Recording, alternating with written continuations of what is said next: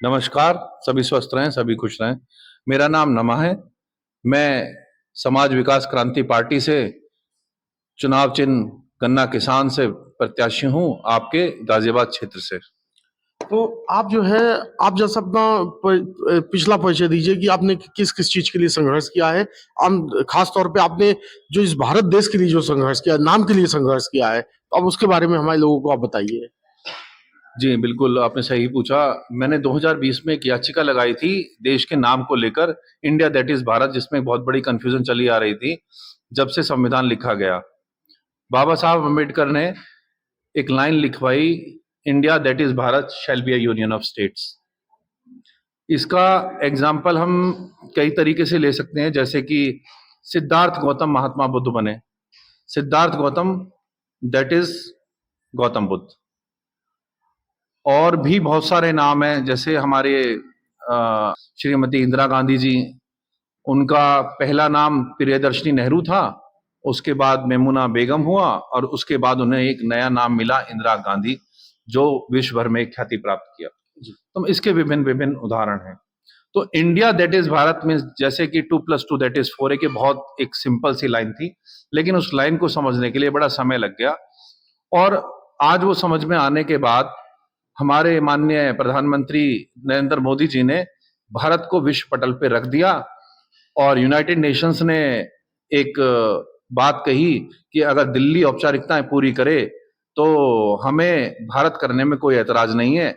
अब देखते हैं कब तक करती है दिल्ली औपचारिकताएं पूरी, और कब होगा सारे कागजों पे 140 करोड़ हम देशवासियों के कागजों पे हमारे संविधान का, हमारे गणतंत्र का एक नाम भारत।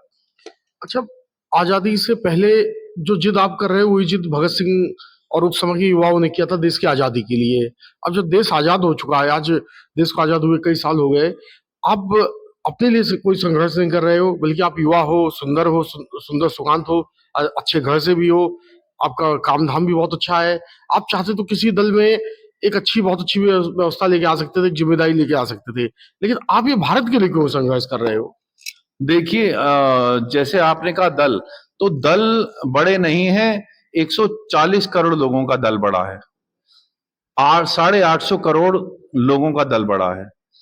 तो ये जो दल बनाए गए थे, पहले एक ही पार्टी थी कांग्रेस, उसके बाद अनेकों दल बने।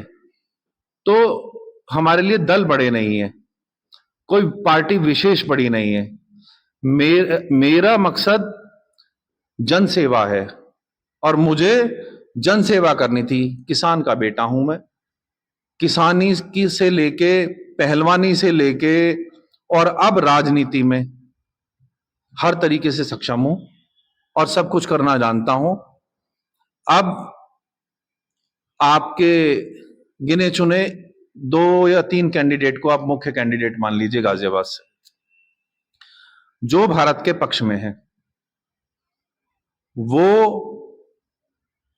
उन्हें यहां से पर्चा नहीं भरना चाहिए था।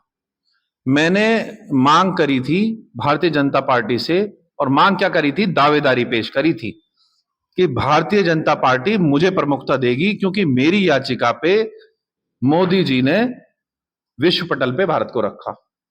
देश को बहुत बड़े गौरव की अनुभूति हुई, हर एक देशवासी को। और मुझे नहीं लगता 140 करोड़ में कोई भी भारत विरोधी होगा। कांग्रेस भी भारत जोड़ो यात्रा चला रही है, भारत न्याय यात्रा चला रही है, सब लोग चला रहे हैं। कोई भी एक व्यक्ति ये नहीं आया, भारत के समर्थन में क्यों नहीं आया? मैंने अभी एक आवाज उठाई, प्रेम बिहारी नारायण रजदा, जिन्होंने संविधान लिखा था, उनकी मूल प्रतिलिपि में से इंडेक्स गायब है। उसके खिलाफ जिसने भी ये षड्यंत्र करा या ये मजबूरी रही, वो पेज हटाया गया, तो उसके खिलाफ मोदी जी एक जांच कमेटी बैठाएं। उस पर किसी ने नहीं बोला। अब इसकी जांच कराई जाए, पुराने कानूनों पे हम क्यों चल रहे हैं, 1860 की भारतीय दंड संहिता को हम क्यों प्रयोग कर रहे हैं इस निर्वाचन में। तो बहुत सारी चीजें हैं। तो मेरा उद्देश्य इलेक्शन को जीतना हारना, ये तो गाजियाबाद की जनता के हाथ में है। बाकी देखते हैं क्या रहेगा। अच्छा, आपका क्या चुनाव में उतरने का मकसद क्या था? प्रचार प्रसार था या इस बात को जनता तक पहुंचाना था? तो क्या था इसमें? मेरा मकसद था कि जैसे मैंने उम्मीदवारी पेश की अपनी, तो उम्मीदवारी अपने दम पे तो नहीं करी, जी। किसी ना किसी के कहने पे करी हुई। तो इतनी बड़ी उम्मीदवारी आज तक, अभी तक पूरे देश में किसी ने नहीं कहा कि मैं सबसे श्रेष्ठ दावेदार हूं, कैंडिडेट हूं। और भारतीय जनता पार्टी को मैंने सिर्फ इसलिए चुना क्योंकि उसमें भारत जुड़ा हुआ। भारतीय जनता पार्टी हिंदी में भी भारतीय जनता पार्टी है, इंग्लिश में भी भारतीय जनता पार्टी है, लेकिन हमारे देश का नाम हिंदी में भारत है, इंग्लिश में इंडिया है, ऐसा राजनीतिज्ञों का कहना है। मैंने पहले कहा था कि सारे एक मंच पे आ जाओ, जनता भी आ जाएगी, सब अपने अपने सवाल कर लेंगे, आप सबके सवालों के जवाब देना। अब एक दल के साथ एक की भीड़ आती है, दूसरे के साथ दूसरे की भीड़ आती है, तीसरे के साथ तीसरे की भीड़ आती है, वो उधर से भाषणबाजी करते हैं, उधर से तालियां बज जाती हैं और बात खत्म हो जाती है। ना तो जनता सवाल पूछ पाती है, ना तो किसी को उसके जवाब मिल पाते हैं। लास्ट में इलेक्शन आ जाता है और एक नंबर आता है, उस पर बटन दबा दिया जाता। प्रमुख जो पार्टी है उसका नंबर सबसे पहले होता है, ना तो कोई नमा को पूछता, ना तो कोई किसान को पूछता, ना तो कोई भारत बनाने वाले को पूछता। अब ये तो जनता को सोचना होगा, उनको अपने आंखों से पट्टी हटानी होगी कि हमें किसान का समर्थन करना है जो हमारा अन्नदाता है, और उन्हें खुद को जानना होगा कि हम इंडिया के मतदाता हैं या हम भारत के मतदाता हैं। तो हम इंडिया पे बटन दबाएं या भारत पे बटन दबाएं। अच्छा, ये तिरंगा को आम जन तक पहुंचाने का जो श्रेय जो जाता है वो नवीन जिंदल जी को जाता है, जो कांग्रेस के नेता रहे हैं। शायद नवीन जिंदल जी कांग्रेस के नेता रहे हैं, अब तो बीजेपी में आ गए। लेकिन अब इंडिया को भारत बनाने के लिए जो आप संघर्ष कर रहे हो, तो आम जनता तक ये बात पहुंच नहीं पा रही, तो उसकी वजह क्या मानते हो आप? देखिए, आम जनता से अगर आप सवाल करेंगे तो आम जनता सीधे सीधे आपको जवाब देगी, अब भारत किसने बनाया? तो साफ जवाब आएगा, मोदी जी ने। मोदी जी हमारे देश का प्रतिनिधित्व कर रहे हैं।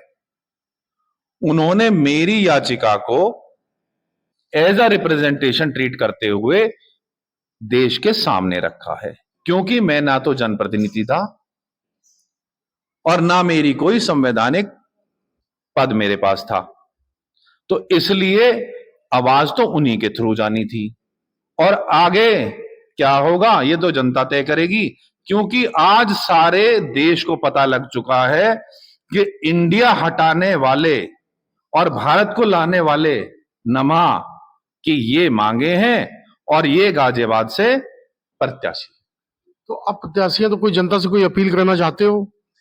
जनता से मेरी ये अपील है कि एक तो ये ना सोचें जैसे कि अभी एक मीडिया पर्सन आए थे, उन्होंने मीडिया हमारा चौथा स्तंभ होता जो कि छुपा हुआ है, उसको सामने लाना भी एक मेरा उद्देश्य है कि वो सामने आए।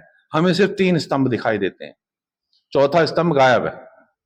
चौथा स्तंभ है आप, चौथा स्तंभ है हमारे वकील साहब, हमारी न्यायपालिका, जो वो मंदिर जो एक पैदा होने से पहले से बच्चे से लेके और मरने के बाद तक हमको न्याय देती है, मतलब परमात्मा का स्वरूप ही मान लो। तो संदेश ये है कि मुझसे पूछा कि आप बूथ स्तर पे आपका क्या रहेगा, तो मैंने उन्हें जवाब दिया 2500 बूथ हैं हमारे, कम मिनिमम 3 विशेष पार्टियां हैं जो 2500 लोगों को वहां पे रखेंगी। तो जो 7,500 लोग हैं, मैं कह रहा हूं 7,500 छोड़ो, 140 करोड़ भारतीय मेरे हैं, भारत के हैं। नमा भारत बना रहा है ना, नमा किसान है, किसान ही अन्नदाता है, और भारत भाग्य विधाता है। तो भारत जब भाग्य विधाता है और किसान अन्नदाता है, तो वो 7,500 वे भी तो मतदाता हैं, वो भी तो मेरे हैं। तो मुझे क्या जरूरत है? तो मुझे तो सिर्फ इतना सा संदेश देना है कि जो पर्ची आपको, एक मिथ है एक, कि अगर एक विशेष पार्टी ने हमको पर्ची दी है तो हमें उसी का बटन दबाना है। तो कृपया इस वहम को अपने दिमाग से निकालकर आप ज्यादा नहीं तो कम से कम 30 सेकंड का समय ये लेकर ये सोचें कि बटन दबाने से पहले कि हम भारत के मतदाता बनना चाहते हैं या इंडिया के, हम भारत लाना चाहते हैं या इंडिया हटाना चाहते हैं, हम उनके साथ जाना चाहते हैं जो राम को लाए थे, क्या वो इंडिया को हटा पाएंगे, या जो भारत को ला रहा है हम उसके साथ जाएंगे। तो वो 30 सेकंड लेके अपना मतदान उसको करें जिसको वो करना चाहते हैं, ना कि जिसने जो आपकी पर्ची बना के आपको दे रहे हैं उन। बस ये मेरा संदेश है। जनता से कोई खास अपील 2 शब्दों में? बस यही है, शांति स्थापना और इंडिया को हटा के भारत लाना। ये है नमः, जिन्होंने अपनी पूरी बात को रखा, जनता को बताया, अपने दिल की बात बताई। ये अपने लिए संघर्ष नहीं कर रहे, ये इस देश के लिए संघर्ष कर रहे हैं, इस देश को भारत बनाने के लिए संघर्ष कर रहे हैं, भारत को भारत बनाने के लिए संघर्ष कर रहे हैं। इनका संघर्ष बिल्कुल उसी तरह है जिस तरह से भगत सिंह और चंद्रशेखर आजाद जी ने अपने लिए किया था, अपने देश के लिए किया था, उसी तरह से ये देश के लिए सोच रहे हैं। आप इनकी बातों को ज्यादा ज्यादा शेयर कीजिए और हमारे इस चैनल को सब्सक्राइब कीजिए। वंदे मातरम, भारत माता की जय।